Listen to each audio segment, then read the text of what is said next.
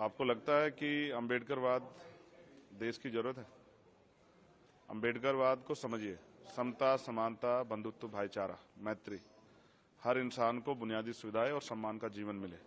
और ये हमारी जिम्मेदारी है कि अगर गवर्नमेंट कोई काम करे तो वो जाति धर्म से ऊपर उठ के सभी के लिए हो। गवर्नमेंट की कोई पॉलिसी ऐसी ना हो जिसमें किसी का कोई नुकसान हो। निगेटिव सोच के साथ गवर्नमेंट काम ना करे, पॉजिटिव सोच के साथ काम करे। देश की आजादी के इतने साल बाद भी अगर लोग लंबे समय से बुनियादी सुविधाओं से वंचित हैं तो इसके लिए सरकारें जिम्मेदार हैं।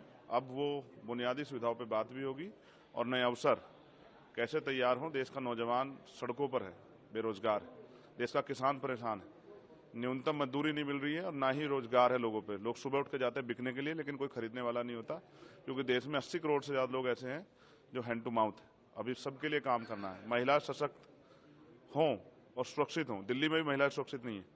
उन महिलाओं को फील कराना है कि वो भी इस देश में बराबर की इज्जत के साथ जिए। अभी तो सरकार ने सब झूठे वादे किए हैं। सरकार ने जो वादे किए उनको पूरा कराने के लिए सरकार से सवाल करेंगे। आपको लगता है कि कई जगह नाम बदले जाने की एक राजनीति होती है कि इसका नाम रख दो, उसका नाम रख दो, अम्बेडकर की मूर्तियां तोड़ दो, और एक दबाव की एक सोसाइटी है जो कि दबाव के अंदर काम करती है, तो ये निगेटिव थॉट है और ये इस निगेटिव थॉट को कब तक देश सींचता रहेगा, ये सवाल है। देश आजाद हो गया, अब भी अगर जाति के आधार पे या धर्म के आधार पर उत्पीड़न होता है तो देश को सोचना चाहिए। लोग इंसान है और इंसानों की वैल्यू होनी चाहिए। अगर कोई जाति धर्म के नाम पे किसी का के साथ शोषण करेगा तो ये एक्सेप्ट नहीं किया जाएगा। और लोग मरने के लिए पैदा नहीं हुए, चाहे वो माँ सोने की चम्मच से दूध पिलाने वाली माँ हो या चाहे वो टूटी चम्मच से, हर माँ को अपने बेटे से प्यार है। सबकी जीवन सुरक्षित होना चाहिए। एक आखिरी सवाल है आपसे। मेरे जैसे बहुत सारे लोगों की जरूरत है और मैं प्रयास करूंगा आजाद समाज पार्टी के जरिए वो पार्लियामेंट में आए। एक आखिरी सवाल है। प्रधानमंत्री मोदी कहते हैं कि ईवीएम में किसी ने दोष नहीं दिया इस बार के रिजल्ट में। आपको लगता है कि ईवीएम में कुछ गड़बड़ी है या फिर ऑपोजिशन का एक बहुत बड़ा जिन है ईवीएम? देखिए, जिन चीजों पे संदेह होता है उन पर चर्चा होती है। पिछली बार भी बहुत सारी चर्चा हुई थी और चर्चा होनी इसलिए भी जरूरी है क्योंकि ये लोकतंत्र ही हमारी सबसे बड़ी पूंजी है।